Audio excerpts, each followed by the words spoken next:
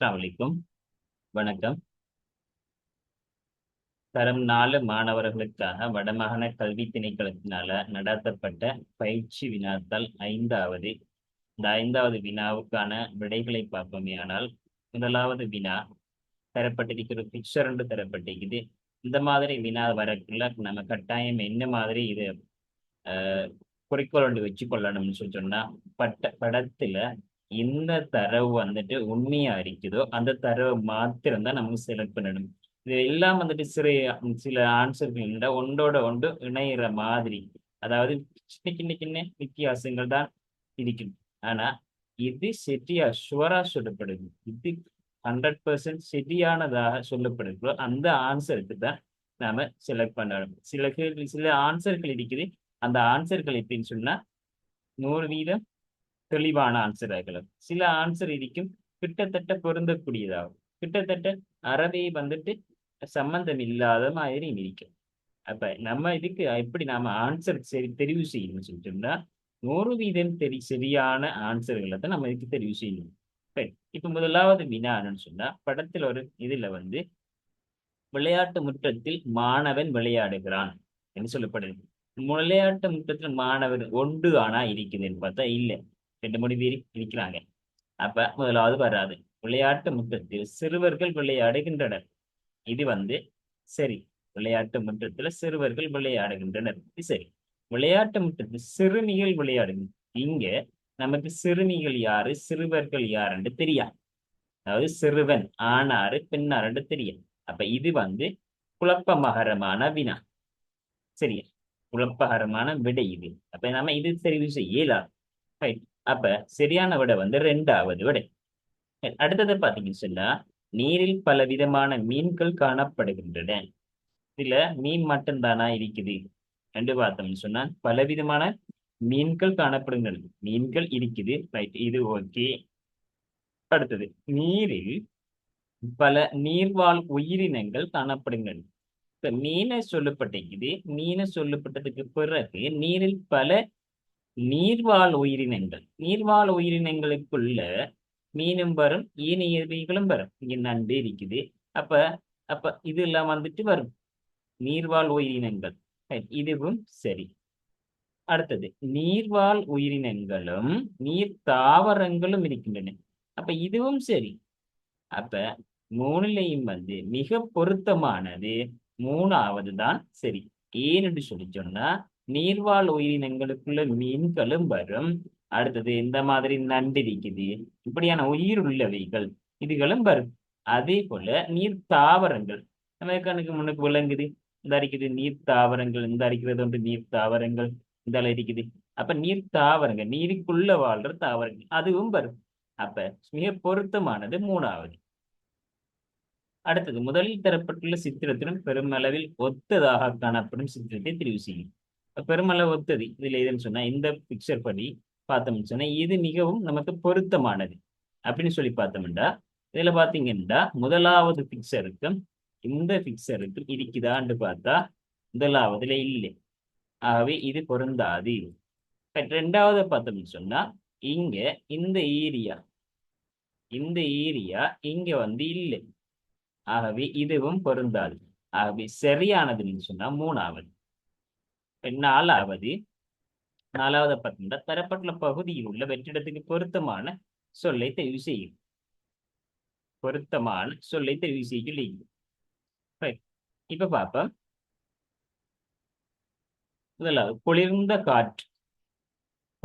காற்று பறந்து வீச வீச. அப்ப குளிர்ந்த காற்று வீச தொடங்கியது, இதுதான் சரி. இப்ப இந்த விட வராது. அடுத்தது, பறவைகள் தாழ்வாக சென்றன, தாழ்வாக பறந்து சென்றன, வானம் சென்றன என்று வருமா? தாழ்வாக இப்ப நான் வந்திருக்குது, அப்ப பானாதான் வரும், சரி. அப்ப பறந்து சென்றன, இது வராது. அடுத்தது வந்து வானம், இந்த 3வது, வானம் கருத்து மின்னல் மின்னி இடித்தது, இதுவும் சரி. ஆகவே 3வது விட சரியான விட. 4வது. 5வது பார்த்தோம்னு சொன்னா, வெற்றிடத்துக்கு பொருத்தமான சொல்லி தெரிவு செய்யும். ஊசி நூல், ஊசிக்கு வந்து நூல், ஊசி இருந்தா நூல் வீணும், நூலை வச்சு கொண்டு தைக்கலாம். அப்ப கடதாஸ் பீனா கடதாஸ் பீனா வச்சுக்கொண்டு கடதாசில அப்ப என்ன செய்யலாம் சொன்னா எழுதலாம். சரி, அப்ப இதுல ஃபங்க்ஷன் என்னன்னா எழுதுறது. ஊசி நூலையும் வச்சுக்கொண்டு நாம என்ன செய்யலாம்டா தைக்கலாம். அதே போல பேனாவையும் கடதாசியையும் வச்சுக்கொண்டு நாம என்ன செய்யலாம்டா எழுதலாம். சரி, அப்ப மூணாவது விடை. ஒரு காகம் இப்போதும் கரைந்து கொண்டிருக்குங்கிறது பிழை. இது கருப்பு நிறமாக இருக்கு. காகம் எப்பயுமே வந்துட்டு கருப்பு தான். இதுதான் சரியான ஆன்சர். எப்பயும் பறந்து கொண்டிருக்கும் என்கிறது பிழையானது. அது சில டைம்ல பறக்காம நிற்கும். ஆகவே இது வராது. ரைட், அடுத்தது பார்த்தோம்னு சொன்னா பாடலில் தர வரிகள் 7வது 8வது வினாக்களுக்கு சரியான விடையை தெரிவு செய்யும். உணவு தேடி திரிகின்றாயோ சிட்டுக்குருவி, ஊக்கமது கைவிடாத சிட்டுக்குருவி. பணமும் வேண்டாம் காசும் வேண்டாம் சிட்டுக்குருவி, பச்சை நெல்லை நான் தருவேன் சிட்டுக்குருவி. பின்வரும் படத்தில் எதை நான் தருவேன் என்று கூறப்படுகிறது சொன்னா பச்சை நெல்லை நான் தருவேன் என்று சொல்லப்படுகிறது. ஆகவே 2வது விடை. 8வது தருவேன் என்பது என்ன காலமாகும் எனக்கு தெரியும். தருவேன் என்று சொல்லி சொன்னா எதிர்காலத்தை குறிக்கிறது. 3வது முறைந்த கோடுகளால் காட்டப்பட்டுள்ள 3 பாதையும் நீளம் குறைந்தது எதன்னு சொல்லி கேட்டிருக்குது.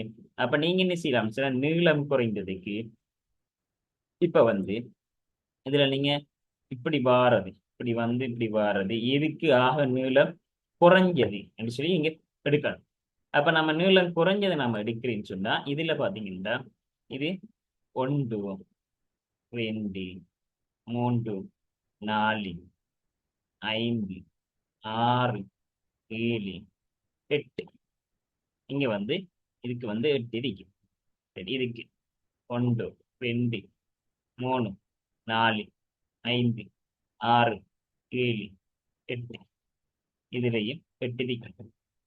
இதை பார்த்தோம்னு சொன்னா 1 2 3 4 5 6 7 இருக்குது. இங்க பார்த்தீங்கன்னா 1 2 3 4 5 6 7.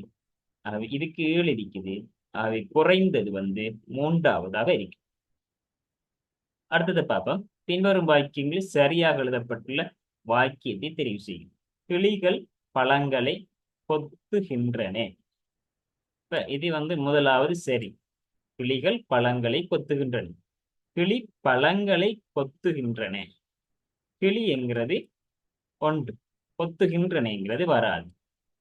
கிளிகள் பழங்களை கொத்துகின்றது 1 என்று சொன்னாதான் கொத்துகின்றது என்று வரும். இப்ப கிளிகள் இந்த கொத்துகின்றன என்றுதான் வரும். அவை சரியான விட முதலாவது. கீழே உள்ள வாக்கியம் கருத்துள்ள வாக்கியமாக இருப்பதற்கு செய்ய வேண்டியது மாற்றம். நான் வாசிகசாலைக்கு சென்று புத்தகங்களை விலைக்கு வாங்கினேன். வாசிகசாலையில நம்ம புத்தகம் விலைக்கு வாங்குற இல்ல, நம்ம ஓசியில தான், அதாவது ஃப்ரீயா போய் படிச்சுட்டு வருவோம். வாசிகசாலையில லைப்ரரியில நாம போய் ஃப்ரீயா படிச்சுட்டு வருவோம். புத்தகங்களை காசு கொடுத்து வாங்குறேன்னு சொன்னா புத்தக கடையில தான் நம்ம காசு கொடுத்து வாங்குவோம். இப்ப நான் என்பதற்கு பதிலாக நாம் நாம் வாசிகசாலைக்கு சென்று புத்தகங்களை விலைக்கு வாங்கினேன் என்று வருமா? இல்லை. அப்ப இது முதலாவது பிள்ளை. வாங்கினோம் மட்டும் தான் வரணும். நான் மட்டும் போட்டால் வாங்கினோம் மட்டும் தான் வரும். 2வது புத்தகம் என்பதற்கு பதிலாக ஆடை. நான் வாசிகசாலைக்கு சென்று ஆடைகளை விலைக்கு வாங்கினேன். வாசிகசாலை அதாவது புத்தக சாலையில ஆடைகளை விலைக்கு வாங்குறேன், அப்படி வராது. வாசிகசாலை என்பதற்கு பதிலாக புத்தக கடைன்னு மாத்தணும். அப்ப இவ்விடத்தை புத்தகக்கடை, நான் புத்தக கடைக்கு சென்று புத்தகங்களை விலைக்கு வாங்கினேன் என்கிறது சரியானது. ஆகவே 3வது சரி. அடுத்தது 12வது சதுர வடிவம் உள்ள ஒரு தாள் தரப்பட்டுள்ளது. இது முறிந்த கோடு வழியே 4 பகுதிகளாக மடிக்கப்படுகின்றன. பின்னர் நிலட்டப்பட்டுள்ள பகுதி வெட்டி நீக்கப்பட்டால் பெறப்படும் அமைப்பை காட்டும் விடையை தெரிவு செய்யும். சரி, நீக்கப்பட்டதுக்கு பிறகு இத விரிக்கும் போது என்ன இது காட்டும் என்று கேட்கிறாங்க. நீக்கப்பட்டால் பெறப்படும் அமைப்பு காட்டும்படி தெரிவு செய்யும். இப்ப இந்த அரைக்கிற கடதாசிய 4ஆ மடிச்சு போட்டு இவ்விடத்தை வெட்டுறாங்க. இதை வெட்டுறாங்க. வெட்டினத்துக்கு பிறகு விரிப்பாங்க தானே. இப்ப விரிச்சாங்கன்னு சொல்லி சொன்னா இது இங்கால விரிக்கக்குள்ள இந்த இது வந்து இப்படி ஒரு துளையிட்டு வந்துருக்கு. இப்ப இந்த சைட் மட்டும் வந்துருக்கு. இது திருப்பி என்ன செய்வாங்கன்னா இங்க ஆள இப்படி விரிப்பாங்க. இதை கொண்டு வந்து இப்படி விரிக்கக்குள்ள இந்த துளை இவ்வளவு வரும். ரைட், இது வந்து இவ்வளவு வந்து வரும். அப்ப என்ன வரும் சொன்னா நடுவுக்கு வந்து இல்லாம வெளி சுற்று வட்டு மட்டும் வரும். ஆகவே அந்த விடை என்ன வரும்டா முதலாவது விடை தான் சரியான விடையா இருக்கு. ஒரு நகரத்தில் தபால் நிலையத்திலிருந்து 90 மீட்டர் கிழக்கே வங்கியும், தபால் நிலையத்திலிருந்து 120 மீட்டர் கிழக்கே வாசிக சாலையும், வாசிக சாலையிலிருந்து 90 மீட்டர் கிழக்கே சந்தையும் உள்ளன. இதுக்கேற்ப வங்கி இருப்பது. இப்ப இதை நாம இந்த படத்திலேயே நாம கேள்வி பார்த்தோம்டா, ஒரு நகரத்தில் தபால் நிலையத்திலிருந்து, அப்ப தபால் நிலையமே நாம இவிடத்தை வந்து ஒரு போஸ்ட் ஆபீஸ் சொன்னா பி என்று போடுறேன். போஸ்ட் ஆபீஸ் இந்த நிலையத்திலிருந்து 90 மீட்டர் கிழக்கே வங்கி. இப்ப இப்படி போய் இது 90 மீட்டர், 90 மீட்டர்ல வந்து கிழக்கே வங்கி. அப்ப இவிடத்த ஒரு இருக்குது, இவிடத்த வந்துட்டு பேங்க், இவிடத்த அடிக்கிறது வந்துட்டு பேங்க் என்ற வங்கியும். தபால் நிலையத்திலிருந்து இதுதான் போஸ்ட் ஆபீஸ், இதுல இருந்து 120 கிலோமீட்டர் இருக்குல்ல, 120 கிலோமீட்டர் தெற்கு, தெற்கு சைட்ல இதுல வந்து 120 கிலோமீட்டர், 120 மீட்டர் இல்ல தெற்கு வாசிக சாலையும். வாசிக சாலையும் எடுத்திருக்கீங்கன்னு சொன்னா இதை வந்து நாம லைப்ரரி, வாசிக சாலை புத்தக சாலைக்கு லைப்ரரின்னு போடுறோம். வாசிக சாலையும், வாசிக சாலையிலிருந்து 90 மீட்டர் கிழக்கு, இதுல இருந்து 90 மீட்டர், இப்ப இது 90 மீட்டர், இது வந்து 90, இது 90 மீட்டர் கிழக்கு சந்தையில். இப்ப இவடத்தடிக்கிறது சந்தை, அதாவது மார்க்கெட், மார்க்கெட்டுக்கு எம்மண்டு போறோம், சந்தையும் இருக்கின்ற நேரம். இதற்கேற்ப வங்கி இருப்பது சந்தையிலிருந்து, இது பேங்க் இந்த அறிக்கிறது, இது இருப்பது சந்தையிலிருந்து, சந்தைன்னு சொன்ன மார்க்கெட்ல இருந்து இந்த வங்கி இருப்பது, இந்த அறிக்கிற வங்கி இருப்பது, இந்த அறிக்கிற வங்கி, இந்த அறிக்கிற வங்கி இருக்கிறது சந்தையிலிருந்து என்னது, இதுல இருந்து என்னதுன்னு சொல்லி சொன்னா வடக்கு பக்கமா, சரியா வடக்கு பக்கமா எத்தனை மீட்டர் இருந்தா இதே நீட்டத்துக்கு தான் இங்கேயும் வரும். அப்ப 120, அப்ப வடக்குல 120 முதலாவது விட சரியான விடையா இருக்கு. அடுத்தது பின்வரும் தொடர்புகளை அவதானித்து 13, 14 வினாக்களுக்கு விடை தருங்க. இப்ப தொடர்பு பாத்தீங்கன்னு சொன்னா இதுல இது ரெண்டும் கூட்டி 8, இது ரெண்டும் குறைச்சி, அதாவது படத்தை பாத்தீங்கன்னா ரெண்டும் வந்துட்டு ஒரே படங்கள், ஒன்று கூட்டி ஒரு கழிக்கு, ஒன்று குறைச்சி ஒரு கழிக்கு. அப்ப நம்ம என்ன செய்யும் சொன்னா 8ல இருந்து 4 கழிச்ச 4, 4 2 பிரிச்சா 2, ரைட், ஒரு இலக்கம் 2, அடுத்த இலக்கம் நாம கழிச்சு வச்சு இந்த 4 இன்னொன்றதை கூட்டுவோம். அதாவது 2 இலக்கம், இரு இலக்கங்களுக்கான கூட்டுத்தொகை 8, அவற்றுக்கு இடையிலான வித்தியாசம் 4. அந்த இலக்கங்கள் ரெண்டும் என்னென்ன அப்படின்னு சொல்லி கேட்டா நம்ம 8ல இருந்து இதுல 4 கழிச்சு போட்டு, இந்த 4 கழிச்சு வச்சு போட்டு மிச்சமா வாரத்தை 2 பிரிப்போம். அப்ப கழிச்சு வச்சதோட இந்த விடையோட கழிச்சு வச்ச 4 கூட்டுவோம். அப்படி கூட்டி நம்ம சொல்லிட்டோம்னா 4 உண்டு, அடுத்தது வந்து 2ஓட 4 கூட்டி நம்ம சொல்லிட்டோம்னா 6. இந்த அடிக்கிற 4, இந்த அடிக்கிற 4 2 பிரிச்சிருக்கோம், 2 2 வந்திருக்குது, ஒரு 2 இருக்கட்டு, அடுத்த 2 வந்து நாம ஏற்கனவே இந்த 8ல இருந்து 4 கழிச்சு 4 தான் இது. அப்ப இது 2 நம்ம கூட்டினோம்னா 6. அப்ப ஒரு இலக்கம் 6, அப்ப ஒரு இலக்கம் 6 சொன்னா பெரிசில இருந்து தானே சிறியத்தை கழிக்கும். அப்ப இதுதான் பெரிஸ், இது 6, இது வந்து 2 அப்படின்னு சொன்னா இது 6, இது 2, ரைட். இப்ப வட்டம் வந்து 2 சொல்லி சொன்னா 2ஓட எத்தனை கூட்டினா 5 வரும் மாட்டா, 3 கூட்டினா வரும்.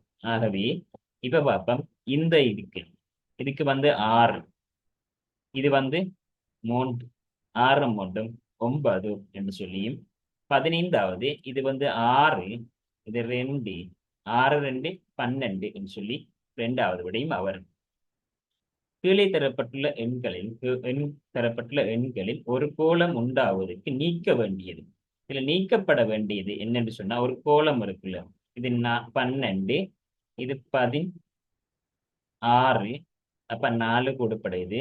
இதுல 2 கூடுது, இதுல 2 கூடுது, இதுல 4, இதுல 4, இதுல 4 அப்படின்னு சொன்னா இந்த இருக்கிறத நீக்கி விட்டோம்டா 4 கூடுதோ, இதுல வந்து 4, இதுல இருந்து 4, இதுல இருந்து 4, இதுல இருந்து 4. அவை நீக்கப்பட வேண்டியது 18. இது ஏபி அவதானித்து ஏபி ஆகியவற்றை அவதானித்து சியில் உள்ள நிறைய காணும். இது ரெண்டையும் கூட்டினா 15, இது 3ஐயும் கூட்டினா 8. ஆகவே இவங்க 2 பேரும் 15 தானே. அப்ப இவங்க 2 பேரும் 15. அப்ப மொத்தமா 24 இருக்குது. அப்ப 15ஓட எத்தனையை கூட்டினா 24 வரும்டா 9 கூட்டினா 24 வரும். ஆகவே ஒரு செவ்வகத்துக்கு வந்து 9, இந்த சதுரத்துக்கு வந்து இதுக்கு வந்து 9. அப்ப இது 9 15 இது வந்துட்டு 6 இருக்கு. ஆக இது 6, இது 9, இது 6. சீர என்ன நிறைய இருக்கப்படுதுண்டா 15, இதுல 9 மாறும் 15, 15 மாறும் 21. இரண்டாவது விட பொருத்தமான விட. இவ்வுருவில் நிலட்டப்பட்டுள்ள பகுதி போன்ற இத்தனை வடிவங்களை பெற முடியும். நிலட்டப்பட்டது போல எத்தனை வடிவங்களை பெறலாம் என்று கேட்டிருக்கிறாங்க. அப்ப நாம என்ன செய்யலாம்னு சொல்லிட்டோம்னா இது வந்து பாத்தீங்கன்னா இப்படி ஒன்று எடுக்கலாம். இந்த மாதிரி ஒரு துண்டு எடுக்கலாம். இந்த துண்டு இருக்கிற மாதிரி இந்த துண்டு இப்படி இருக்கிறது. அதே போல இந்த ஒன்று 2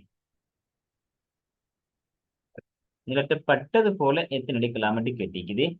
அப்ப இது ஒன்று, இந்த இருக்கிறது 2, இது பெஸ்ட்டுக்கு இது ஒன்று, இது 2, இந்த இருக்கிறது 3. அதே போல இந்த ஒன்று எடுக்கலாம். இப்படி ஒன்று வருது 4.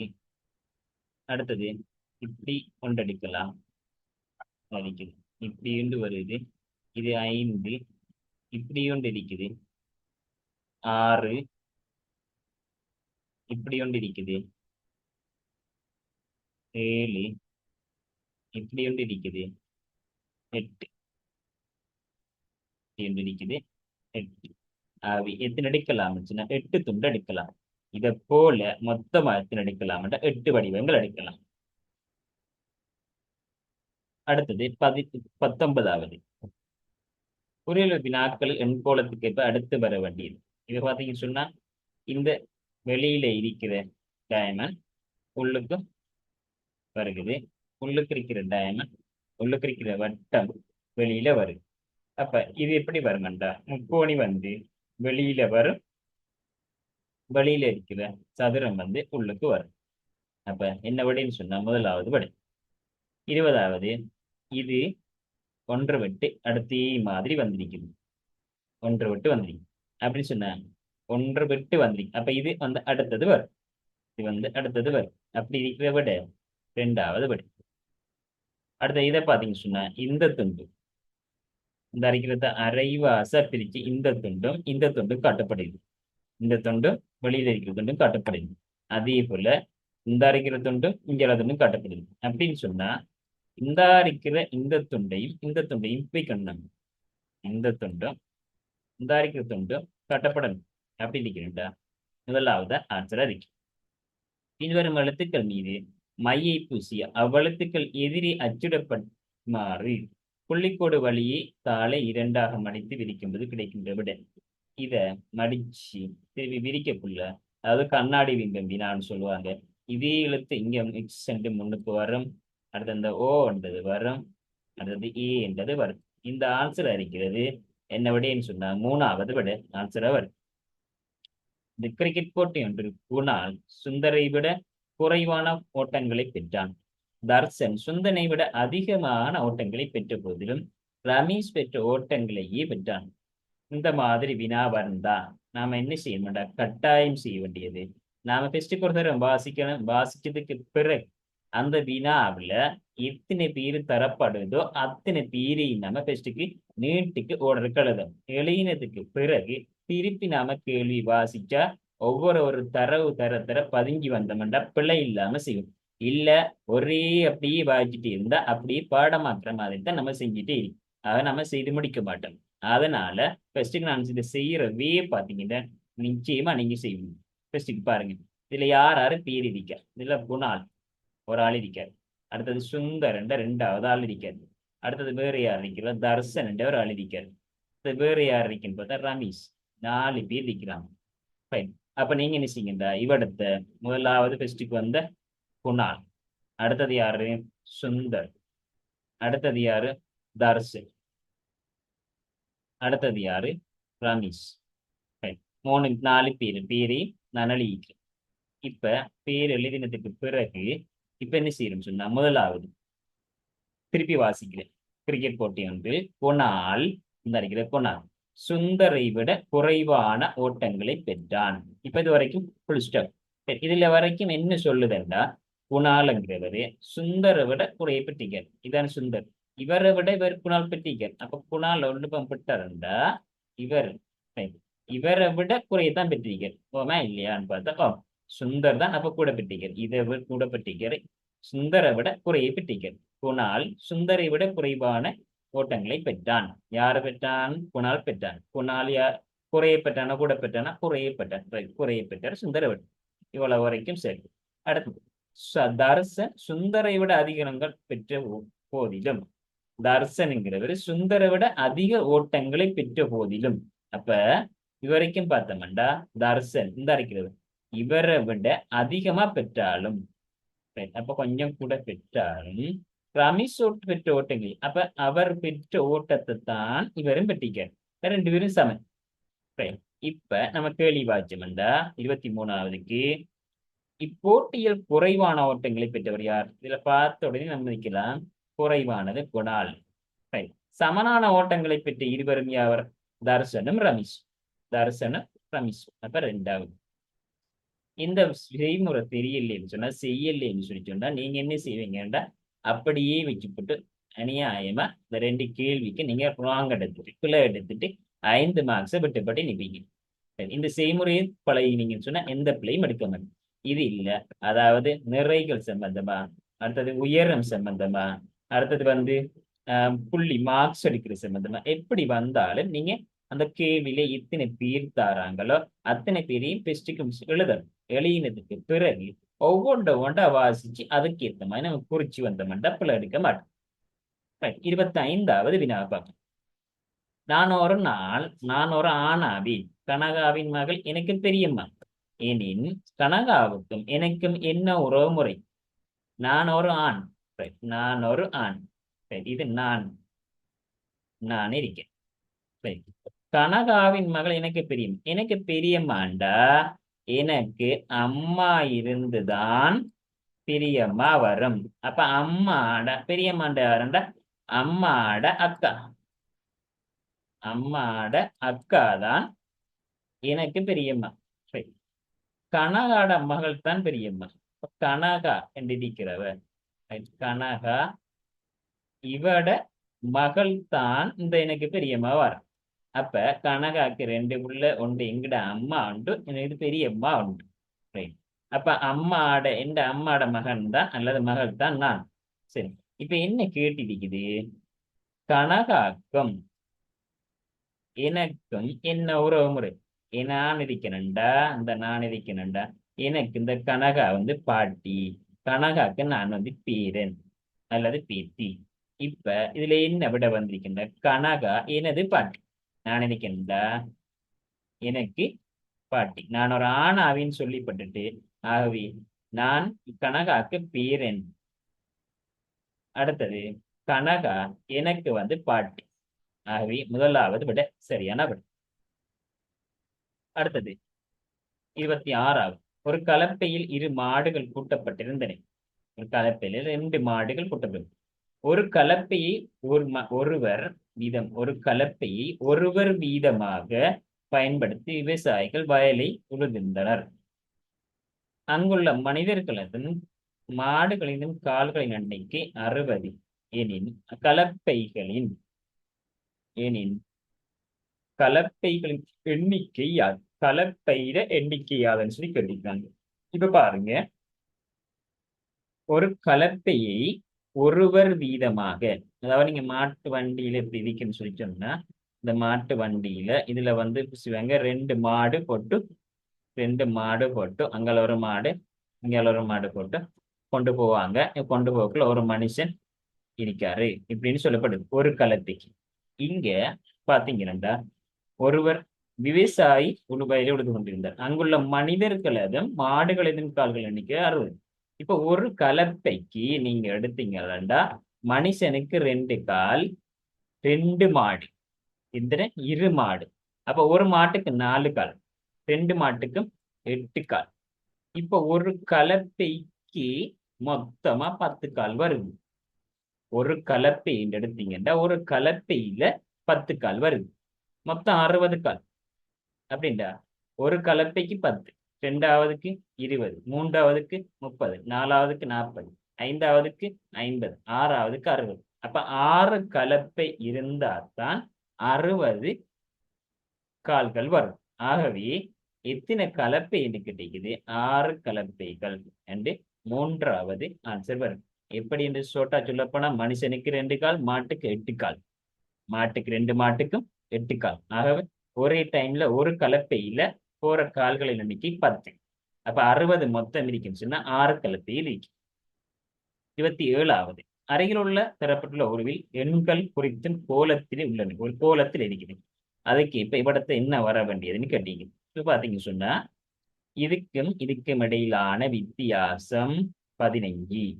இதுக்கும் இடையிலான வித்தியாசம் 6. அப்ப இதுக்கும் இடையிலான வித்தியாசம் 9. வித்தியாசத்தை பார்த்தோம்னு சொன்னா சரி. அதாவது கழிச்சிங்க கூடினத்துல இருந்து குறைஞ்சதை கழிங்க. அப்ப 24ல 9 கழிச்சிங்கன்னா 15. 9ல 6 3 போனா 6. அப்ப 15ல இருந்து 6 போனா 9. ஆகவே வித்தியாசம் 9. முதலாவது விடை. இரண்டாம் தவணை பரீட்சை ஜூலை மாதம் 12ஆம் தேதி புதன்கிழமை தொடங்கி 7 நாட்கள் நடைபெற்றது. ஜூலை மாதம் 18ஆம் தேதி பொது விடுமுறை தினமாகும். பொது விடுமுறை தினம் மாத்திரம் பரீட்சை நடைபெறவில்லை. இதன்படி பரீட்சை நடந்து முடிந்த நாள் இது கேட்டீங்க. இது கலண்டர் நாட்காட்டி சம்பந்தமான வினா. நாட்காட்டி சம்பந்தமான வினா வந்தா நாம நிச்சயமா செய்ய வேண்டியது திங்கள் செவ்வாய் அந்த வீக் டே நாம எழுதணும். அதன்படி நான் எழுதுறேன். திங்கள், செவ்வாய், புதன், வியாழன், வெள்ளி, சனி, ஞாயிறு எழுதியாச்சு. இப்ப தந்த தரவு நாம போய் இப்ப என்னது என்று பார்த்தோம்னு சொன்னா ஜூலை மாதம் 12ஆம் தேதி புதன்கிழமை. இந்த புதன்கிழமைக்கு 12ஆம் தேதி. அப்ப அது 12ன்னு சொன்னா வியாழன் 13, இது 14, இது 15, இது 16, திங்கள் 17, செவ்வாய் 18, புதன் 19, 20, 21, 22, 23 இவ்வளவு இருக்கட்டும். புதன்கிழமை தொடங்கி 7 நாட்கள் நடைபெற்றது ஒரு பரீட்சை. இரண்டாம் தவணை பரீட்சை 12ஆம் தேதி தொடங்கி 7 நாட்களுக்கு நடைபெற்றது. நீங்க சொல்லுங்க, இரண்டாம் தவணை பரீட்சை யாருக்கு நடக்கிறது? பிள்ளைகளுக்கு நடக்கிறது, மாணவர்களுக்கு நடக்கிறது. அப்ப மாணவர்களுக்கு நடக்கிறேன்டா சனி ஞாயிறு ஸ்கூல் வருமா என்று பார்த்தா சனி ஞாயிறு நடக்காது. ஸ்கூல் சனி ஞாயிறுல வராது. ஆகவே இதுலயும் இல்ல, இதுலயும் இல்ல, இதுலயும் இல்ல, இதுலயும் இல்லை, இதெல்லாம் வராது. இதெல்லாம் எக்ஸாம் நடக்காது. சரி, அடுத்தது சொல்றேன். ஜூலை 18ஆம் தேதி பொது விடுமுறை தினம். பொது விடுமுறைன்னு சொன்னா இதுல இந்த இருக்கிற 18ஆம் தேதி லீவு நாளா? லீவு நாளுன்னு சொன்னா ஸ்கூல் நடக்காது. இப்ப 7 நாட்கள் பரீட்சை நடைபெற்றது. சொல்லப்படுது புதன்கிழமை தொடங்கி 7 நாட்கள் பரீட்சை நடந்திருக்குது. 18ஆம் தேதி லீவு நாள். பொது விடுமுறை தினம் தவிர்த்த மற்ற பரீட்சை நடைபெறவில்லை. மாத்திரம் பொது விடுமுறை தினத்தில மாத்திரம் பரீட்சை நடைபெறவில்லை. இதன்படி பரீட்சை முடிந்த நாள் அது கேட்டீங்க. அப்ப 7 நாட்கள் தொடர்ந்து நாம கவுண்ட் பண்ணினோம்னா எப்ப பரீட்சை முடியும் என்று சொல்லிவிட்டு நாம பார்க்கலாம். அப்ப அதன் அடிப்படையில நாம பரீட்சை எப்ப வந்திருக்கின்றார்? இது ஒரு நாள், 2, 3, இது 4, இது 5, இது 6, ஏழாம் நாள். இப்ப ஏழாம் நாள் என்ன திகதின்னு சொன்ன வெள்ளிக்கிழமை 21ஆம் தேதி வருகிறது. வெள்ளிதான். அப்ப ஏழாம் நாள் முடியும். முதலாவது நாள், இரண்டாவது நாள், மூணாவது, நாலாவது, ஐந்தாவது, ஆறாவது, ஏழாவது. வெள்ளிக்கிழமை தான் ஆன்சரா வரும். 29வது வினா. 29வது பார்த்தோம்னா ஒரு பண்ணையுள்ள தாராக்களினதும் முயல்களினதும் மொத்த எண்ணிக்கை 18 ஆவதோடு அவற்றின் கால்களின் எண்ணிக்கை 52 ஆகும். இதன்படி அப்பண்ணையில் உள்ள தாராக்களின் எண்ணிக்கை கட்டிக்கு. எதை கட்டிக்குது? தாராவை கட்டிக்குது. அப்ப தாராதான் விடை. இப்ப நாம இப்படி கணக்கு வந்தா விடையை வச்சு செய்யற லேசி. விடை தராட்டி அதுக்கு ஒரு செய்முறை இருக்குது. விடை தந்திருந்தா விடையை வச்சு செய்யற நல்லா. இப்ப என்னத்தை தந்திருக்கு? தாராவை தந்திருக்கு. அப்ப தந்திருக்கிற விடையெல்லாம் தாராட. அப்ப தாராக்கு வந்துட்டு ஒரு தாராக்கு 2 கால் அப்படின்னு சொன்னா மொத்தம் 16 கால். இந்த முதலாவது விடையை வச்சு பார்த்தோம்டா. அப்ப மொத்தம் 52. மொத்தம் 52 கால். இதுல தாராட கால் வந்து 16 கழிச்சோம்டா மிச்சமா வாரது 36 கால். இது வந்து முயலுக்குரிய கால். ஒரு முயலுக்கு 4 காலண்டா 36 கால் இருக்கண்டா 36 நீங்க 4ஆல பிரிச்சீங்கன்னு சொன்னா 9 முயல் சொல்லி வரும். அப்ப இங்க பாருங்க, இங்க ஏற்கனவே இருக்கிறது 8 தாரா, இங்க 9 முயல். அப்ப 2ஐயும் கூட்டினா 17 வரும் இல்லையா? 2ஐயும் கூட்டினா 17 வரும். இங்க சொல்லப்பட்டது 18 இருக்குதான். ஆகவே முதலாவது விட வராது. அப்ப ரெண்டாவது பார்ப்போம். ரெண்டாவது தாராக்கு தான் தந்திருக்குது அப்படின்னு சொன்னா 9 2 18.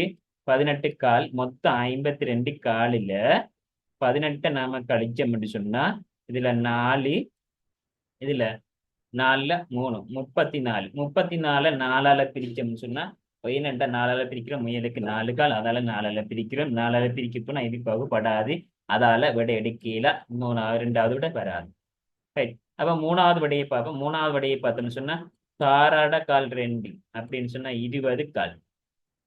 20 கால் என்று சொன்னா 20 கால்னு சொன்னா மொத்த கால் 52. 52ல 20 கழிச்சோம்னா 32 கால் இருக்குது. இதெல்லாம் முயல்ற கால். அப்படின்னு சொன்னா ஒரு முயலுக்கு 4 கால். அப்ப 4ஆல பிரிச்சோம்னா 32 4ஆல பிரிச்சோம்னா 8 முயல் வரும்.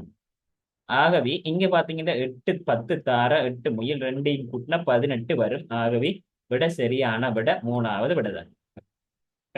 இது விட தந்திருக்குது. விட தரலை என்று சொன்னா தராத சந்தர்ப்பத்துல நாம எப்படி பாக்குறோம்னு சொன்னா, இப்ப தராத சந்தர்ப்பத்துல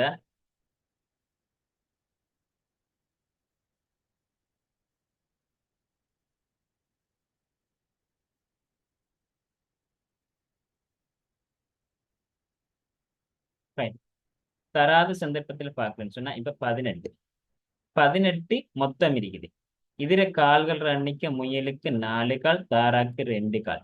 4 2. இதுல 2 கால் எடுக்கிறது. தாராவிலையும் 2 கால் எடுக்கலாம், முயல்லையும் 2 கால் எடுக்கலாம். அப்ப 18 தலைகளுக்கும் 18 பீருக்கும் 2 2 2 2 காலா எடுக்கப்படப்பட்டோம்டா 18 2ஆல பெருக்கினா இதுல குறைஞ்சதுன்னு சொல்லுவோம். அதாவது 4 2 4 2. இதுல எது குறைய 2. அப்ப அந்த 2 கொண்டு போய் 18ஆல பெருக்கினோம்டா 36. சரி, மொத்த காலத்துல 52. 52ல 36 கழிச்சோம்னு சொன்னா மிச்சம் எத்தினண்டா 16. 16 பிரிக்கணும் என்னத்தாலேண்டா இந்த 2 காலுக்கு இடையிலான வித்தியாசத்தால பிரிக்கணும். வித்தியாசம் இப்ப 4 2 இருக்கிற இது வித்தியாசம் 2. 2ஆல நீங்க பிரிச்சீங்கன்னு சொன்னா 8 வரும். அந்த 8 என்னத்துக்குன்னு சொன்னா கூடின காலுக்குரியதுக்கு. அப்ப கூடின கால் எதுன்னு சொன்னா இதுல 4 முயல்ன்றது. அப்ப முயலுக்கு வந்து 4 கால். அப்ப இது வந்து முயல் 8. அப்ப முயல் 8ன்னு சொன்னா மொத்தம் 18 பேர்ல 8 பேருன்னு சொன்னா 10 தாராவர். அவை மூணாவது படை. அடுத்தது வந்து படிக்கட்டு 1ல நாதன் முதல் படியிலும் நாசிர் 13வது படியிலும் நின்றனர். நாதன் ஒரு படி ஏறும்போது நாசிர் 2 படி இறங்கினால் அவர்கள் இருவரும் எத்தனையாவது படியில சந்திப்பாங்க என்று கேட்டிருக்குது. இதுக்கு லேசான செய்முறை ஒன்று இருக்குது. அந்த செய்முறையை பார்த்தோம்னு சொன்னா இப்ப வந்து இதுல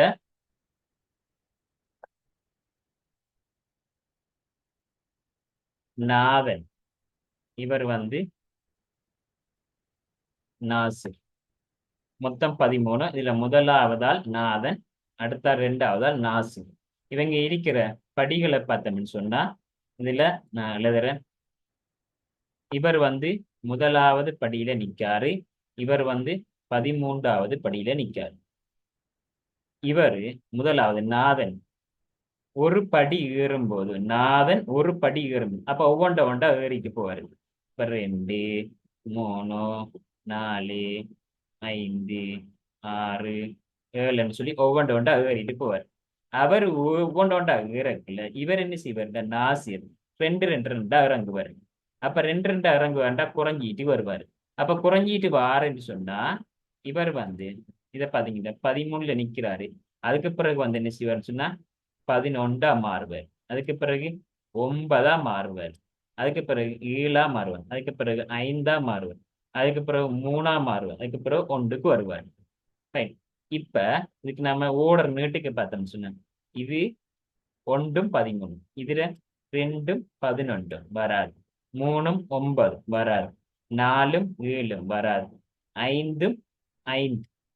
அப்ப இவங்க 5வது படியில 2 பேரும் சந்திப்பாங்க. அப்ப ஆன்சர் வந்து 2வது படி. ரைட். அடுத்தது பார்ப்போம். ஒரு கயிறு இரு சம பகுதிகளாக வெட்டப்பட்டு அவற்றில் ஒரு பகுதி 3 சம நீளமுள்ள துண்டுகளாக வெட்டப்பட்டன. ஒரு கயிறு இருக்குது. இந்த கயிறு இப்படி இருக்குது. இது வந்து 2 சம பகுதிகளாக வெட்டப்பட்டு இதுல இன்னும் 3 சமபதிகளாக திருப்பி வெட்டுறாங்க. இதை வந்து 1, 2, ரைட். இப்ப 3 சமபதிகளாக வெட்டுறாங்க. ஒவ்வொரு நீளமும் 3. இது வந்து 3 சென்டிமீட்டர் அடி. இப்ப இதுவும் 3. அப்ப இதுவும் 3. அப்ப டோட்டல் ஆயிடுச்சுன்னு சொன்னா 9. அப்ப இது 9 அண்டா இதுவும் அங்கால 9ஆ தான் இருக்கும். அப்ப 9ம் 9ம் 18. ஆகவே விடை என்னன்னு சொன்னா 2வது விடை. கயிற்றின் நீளம் 2வது விட 18 என்பது வரும். அடுத்தது பாப்பா 32வது கேள்வி. சர்வதேச விமான நிலையத்திலிருந்து புறப்பட உள்ள விமானங்களின் கால அட்டவணை தரப்படுகின்றது. இதன்படி விமான நிலையத்திலிருந்து விமானங்கள் புறப்பட்டு சென்ற இடங்கள் ஒழுங்குமுறையாக காட்டும்புரை. இப்ப முதலாவது துபாயிலிருந்து முற்பகல் 7:45 அதுல டைம் போட்டிக்கிறாங்க. இப்ப வேறு குறிப்பு சொல்றாங்க, நோட் பண்ணிக்கிறாங்க, 1 மணித்தியாலம் தாமதமாக. அப்ப உண்மையாவே இது போப்பது எப்படின்னு சொன்னா 8:45க்கு தான் இந்த ட்ரெயின், அதாவது விமானம் வந்து போப்பது 8:45. அவரை வளமையான டைம் 7:45. அதுல குறிப்பண்டு போட்டிருக்காங்க 1 மணித்தியாலம் தாமதமாகும். ஏண்டா 1 மணித்தியாலம் தாமதம் என்றா 8:45 தான் இது புறப்படுது. ரைட். அடுத்தது வந்து இதுல குறிப்பு போட்டிருக்காங்க ரத்து செய்யப்படும். அப்ப இது போகாது அப்படின்னு சொல்லிட்டாங்க. இப்ப என்ன கேட்டிருக்குது கேள்வின்னு சொன்னா முதலாவது விமானங்கள் ஒழுங்குமுறையில காட்டும்படி. விமான நிலையத்திலிருந்து விமானங்கள் புறப்பட்டு சென்ற இடங்கள் ஒழுங்குமுறை ஓடருக்கு எப்ப புறப்பட்டு போயிருக்குது என்று கேள்வி. அப்ப முதலாவது பார்த்தா இது 8:45க்கு தான் போகுது. ஆனா இது 8:30க்கு போகுது. அப்படின்னு சொன்னா முதலாவது புறப்பட்டிருக்க வேண்டிய ஆள் என்னண்டா டாக்கா. இவர் தான் 8:30க்கு புறப்பட்டீர்கள். அதுக்கு பிறகு 8:45க்கு இவர் புறப்பட்டிருப்பார். அதுக்கு பிறகு 10 இத்தாக்கு போறது. அதுக்கு பிறகு பிற்பகல் இவர் சென்னைக்கு போறது ஓடருக்கு. அப்ப இந்த ஓடரை பார்த்தோம்னு சொன்னா முதலாவது டாக்கா, அடுத்தது 2வது துபாய், அடுத்தது ஜித்தா, 3வது சென்னை. ஆகவே 2வது விட சரியான விடை. 33வது பின்வருவனவற்றை மூன்றை ஒரு கூட்டமாகவும் 2ஐ வேறொரு கூட்டமாகவும் பிரிக்கலாம். 2 அடங்கும் கூட்டங்கள் 3 வேற 2 வேறையா பிரிக்கலாம். பாப்போம். இதை பார்த்தோம்னா தொலைக்காட்சி, செய்தித்தாள், கடையிறக்க தொலைபேசி, சுவரட்டி, துண்டு பிரசுரம். செய்தித்தாள் கண்ணால பார்க்கிறது, சுவரட்டியும் கண்ணால பார்க்கிறது, துண்டு பிரசுரம் கண்ணால பார்க்கிறது. அதாவது பேப்பர் ஒன்று இருக்கும், பேப்பர்ல எழுதிப்பாங்க, நம்ம பார்க்கிறது. அப்ப 3 பேரும் ஒரு கூட்டம். அடுத்தது தொலைக்காட்சி, கையெடுக்க தொலைபேசி. தொலைக்காட்சி கண்ணாலையும் பார்க்கலாம், காதாலையும் கேட்கலாம். கையெடுக்க தொலைபேசி அதே மாதிரி. அப்ப கண்ணாலையும் பார்க்கலாம், காதாலையும் கேட்கலாம். அப்ப 2 பேரும் கேட்டது ரெண்டு பேரு அடங்குற கூட்டம் எது? அப்ப ரெண்டு பேரு தொலைக்காட்சியும் கையெடுக்க தொலைபேசியும் இரண்டாவது விடையா இருக்கு. அடுத்தது 34வது. இங்கு உணவு, மரக்கறி, கோவா ஆகியவை குறிக்கப்படும். உணவு இருக்குது, இந்த உணவுக்குள்ள மரக்கறி வரும், மரக்கறிக்குள்ள கோவா வரும். உணவு இருக்குது இப்ப பெரிசி, அந்த பெரிசிக்குள்ள மரக்கறி, மரக்கறிக்குள்ள கோவா. அப்ப சிறிய தொண்டு வந்துட்டு கோவா. அதே மாதிரி முக்கோணி வடிவில கிடையாது. இது உணவு, ஏ வந்து உணவு, உணவுக்குள்ள மரக்கறி, மரக்கறிக்குள்ள கோவா. அப்ப சி வந்து கோவாய் கிடையாது. அடுத்தது, தற்காலத்தில் பாவனையுள்ள சில தராசுகள் படங்கள் தரப்பட்டுள்ளன. இதனை அடிப்படையாக கொண்டு 35, 36 வினாக்களுக்கு விடை தருது. ஒன்று கேட்டிருக்குது, வீடுகளுக்கு சென்று பழைய புத்தகங்களையும் பத்திரிகைகளையும் கொள்வனவு செய்யும் ஒருவருக்கு பொருத்தமானது. பழைய பேப்பர்களை வாங்குறது, ஒவ்வொரு வீடு வீடா செல்லுவார். ஒவ்வொரு வீடு வீடா செல்லக்குள்ள இதை கொண்டு போகலாமா? இல்லை, இது பெரிசு. இது வந்து நிலத்துல செஞ்சிருக்கும், இது பெரியது, ஆகக்கூடிய வீட்டுல இருக்கிறது. இதை கொண்டுட்டு போகலாமா? சார்ஜ் இல்லாட்டி எங்க போற? இது சார்ஜில் போடுறது. அப்ப சார்ஜ் போடுறது வேற, ஒவ்வொரு வீடு வீடா போக்குள்ள எங்க கொண்டு போய் சார்ஜில் போட்டு நிக்கிறேன், இதுவும் சரி வராது. அவை பொருத்தமானது ஏ. தானியங்களை மொத்தமாக கொள்வனவு செய்யும் போது செய்யும் விற்பனை நிலையத்தில் பொருத்தமான தராசு. தானியங்களை, அதாவது மரக்கறிகளை இப்ப வந்துட்டு மொத்தமா லொட்டா எல்லாம் விற்கிறதுக்கு வாங்குறதுக்கு இப்ப நிறைய எடுக்காங்க. இப்ப அப்படி இது செய்யக்குள்ள நிறைய பெரும்பாலும் பேக்கை தான் நிறுப்பாங்க. அப்படி பேக்கை நெருக்கிறது வந்து சின்ன பேக் இல்ல, பெரிய உரம் பேக்கு இல்ல. அப்படி நெருக்கிறது சி, பெரிசில வச்சுதான் வெயிட் கூடினதுகள்ல நெருக்கக்குள்ள இந்த திராசம் சரி. ஆகவே சி என்கிறது. 37, 38 வினாக்கள்ல தொடக்கத்தில் தரப்பட்டுள்ள உருவை பூரணப்படுத்துவதற்கு பொருத்தமானது. அப்ப இந்த வினாவுக்கு நம்ம கட்டாயம் கீறி பார்க்கணும். கீறி பார்த்தோம்னு சொன்னா இந்த இருக்கிற சதுரத்தை நம்ம முழுமைப்படுத்துவோம். அடுத்தது இந்த சதுரத்தை நம்ம முழுமைப்படுத்துவோம். ரைட். அடுத்தது என்ன செய்யும்னா இந்த கோடு போட்டிக்குது, அப்ப நாமளும் இந்த கோடு போடுவோம். ரைட். அப்ப அடுத்தது வந்து இந்த மாதிரி அம்புக்குறி வந்திருக்குது. இப்ப அம்புக்குறியை போட்டு இப்படி போடுவோம் அம்புக்குறி. அடுத்தது இந்த ரெண்டு சைட்டும் அடிச்சிருக்கு. அப்ப நாம இந்த ரெண்டு சைட்டும், அப்ப இந்த இது வந்து சைட் வந்து கலரா வரும். அப்ப இப்படி இருக்கிற பிக்சர் எங்க இருக்குன்னு சொன்னா இந்த துண்டு கலர் அடிக்கிறது இதுதான் இருக்கும். இது ரெண்டு துண்டும் இது வராது. ஆகவே சரியான விட முதலாவது 38. இதுக்கு வாரதுக்கு இப்படி வரணும். அப்ப இந்த விட மூன்றாவது விட. 39வது, கண்காட்சி மைதானம் ஒன்று அமைப்பு படத்தில் தரப்பட்டுள்ளது. இங்கு சிறிய கட்டம் ஒன்றின் உண்மை நீளம் 10 மீட்டர். சிறிய கட்டம் என்று சொல்லி சொன்னா இந்த இருக்கிறது இங்க இருந்து இவ்வளவு ஒரு வாரத்துக்கான நீளம் 10 மீட்டர். இதனை அடிப்படையாக கொண்டு 39, 40 வினாக்களுக்கு விடை தருது. அப்ப இங்க இருந்து இவ்வளவு தூரம் போறது 10, இது 20, 30, 40 இப்படின்னு பாக்குறேன் நான். எக்ஸ் ஊடாக இந்த இருக்கிற எக்ஸ் என்ற இடத்திலிருந்து ஏபிசி ஆகிய கண்காட்சி கூடங்களை பார்வையிட்ட பின்னர் ஏ இந்த இருக்குது, பி இந்த சி, இது பார்வையிட்ட பின்னர் FGHI ஆகியவற்றை பார்வையிட்டு இதுக்கு பிறகு FG இப்படித்தான் போறாரு. இது பார்வையிட்டு வையூடாக வெளியேறுவாயின் அவர் சென்ற தூரம். அப்ப நம்ம இதை பார்த்தோம்னு சொன்னா எக்ஸ் ஊடாக, அப்ப இங்க இருந்து இப்படி வந்து இப்படி வந்து அவர் வந்து இப்படி வெளியாறு. அப்ப இதுக்கு பார்த்தோம்னா தூரம் 10, 20, 30, 40, 50, 60, 70, 80, 90, 100, 110, 120, 130, 140, 150, 160, 170, 180, 190, 200, 210, 220, 230, 240. ஆகவே இரண்டாவது விட சரியான விடை. கண்காட்சி கூடங்கள் அனைத்தையும் பார்வையிடு சென்ற ஒருவர் வேண்டுமாயின், கண்காட்சி அனைவற்றையும் ஒருவர் பார்வையிட செல்ல வேண்டுமாயின் அவர் செல்ல வேண்டிய தூரம். இதண்டா இப்ப நீங்க ஃபெஸ்ட்டுக்கு பாத்தீங்க இவ்வளவுதான் போனேன், இங்க இடத்துல எல்லாம் போகல. இப்ப இங்கெல்லாம் போய் வரணும்டா அவர் செல்ல வேண்டிய தூரம். இப்ப நாம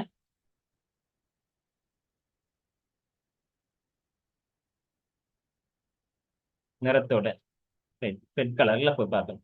இதுல 1, 2, 3, 4, 5, 6, 7, 8, 9, 10, 11, 12, 13, 14, 15, 16, 17, 18, 19, 20, 21, 22, 23, 24, 25, 26, 27, 28, 29, 30, 31, 32, 33, 34, 35, 36, 37, 38, 39, 40, 41, 42, 43,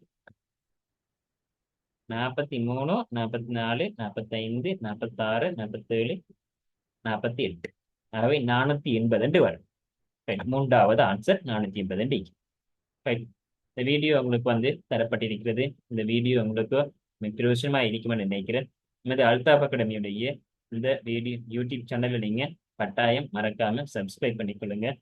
அடுத்த இப்பதான் நாங்க மேலதிகமா உங்களுக்கு வீடியோகள் போட்டால் இன்னும் போட்டால் நாங்க வீடியோ போட்டிருக்கோம் சொல்லி சப்ஸ்கிரைப் பண்ணுவதன் மூலமா நோட்டிபிகேஷன் மூலமாக மெசேஜ் ஊடாக உங்களுக்கு தெரிவிக்கப்படும். அப்ப அதனூடாக நீங்க மேலதிக வினாத்தாள்களை நாங்க அப்டேட் பண்ணும்போது பார்த்துக்கொள்ளலாம். ரைட். இந்த வீடியோ உங்களுக்கு விருப்பமா இருந்தா யூஸ்ஃபுல்லா இருந்தா கட்டாயம் மறக்காம சப்ஸ்கிரைப் பண்ணிக்கணும். தேங்க்யூ.